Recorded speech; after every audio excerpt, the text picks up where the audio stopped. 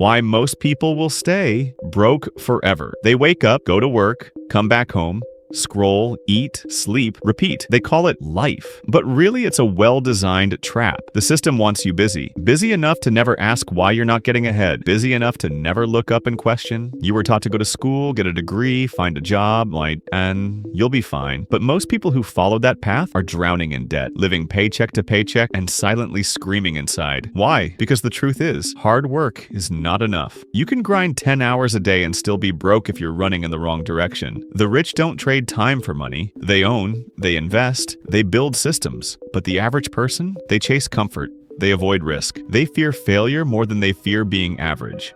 And society rewards that. You'll get praised for being a hard-working employee. You'll get a coffee mug and a 2% raise, while the CEO makes more in a day than you will all year. Here's what they don't teach you. The price of freedom is discomfort. To be rich, you must do what the poor won't. Wake up earlier, stay focused longer, delay pleasure. Study money like your life depends on it, because it does. And most people, they won't. They'll keep scrolling, keep blaming the government, keep saying, "I'm just unlucky," while the years disappear, one by one, until one day, they look back and realize they never lived. They only followed. They were never free, just distracted. So here's the truth. You're either building your dream or helping someone else build theirs. And the world doesn't care what you meant to do, only what you did. Still want to be rich? Then kill comfort, destroy laziness, study wealth, think for yourself, and never again let average be enough. Most people will stay broke forever, but you don't have to be one of them.